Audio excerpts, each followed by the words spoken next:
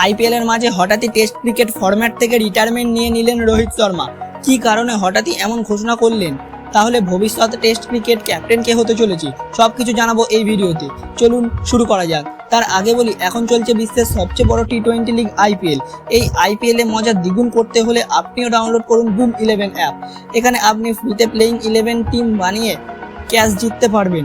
আবার মাত্র 49 টাকায় গ্র্যান্ড লিগে পার্টিসিপেট করতে পারবেন এবং 3 কোটি টাকারও বেশি পুরস্কার জিততে পারবেন। এখানে প্লেয়ার সংখ্যা কম, তাই জেতাটাও সহজ, কম্পিটিশন কম। নিচে কমেন্ট বক্সে লিংক দেওয়া রয়েছে, ডাউনলোড করুন এবং রেফার কোডটিকে অ্যাপ্লাই করুন, তাহলে আপনিও পেয়ে যাবেন 300 টাকা বোনাস এবং 20 টাকা রিয়েল ক্যাশ। এক্ষুনি করুন KYC। বিগত কতকগুলি টেস্ট সিরিজে রোহিত শর্মার ফর্ম দেখতে পাইনি আমরা। তার কারণ হতে পারে বয়স এবং ফিটনেস। তবে তিনি গোপন সূত্রে খবর পান বিসিসিআই তাকে টেস্ট ক্যাপ্টেন্সি এবং দল থেকে সরিয়ে দিচ্ছে, তাই যাতে তার সম্মান হানি না হয় তাই তিনি আগেই রিটায়ারমেন্ট ঘোষণা করলেন। তবে তিনি শুধুমাত্র টেস্ট ফরম্যাট থেকেই রিটায়ারমেন্ট নিয়েছেন।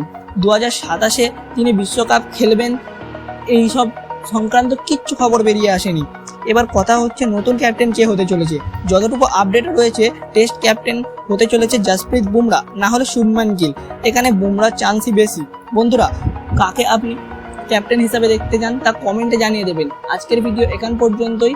এই রকম ভিডিও আমাদের চ্যানেলে আসতে থাকবে। ধন্যবাদ।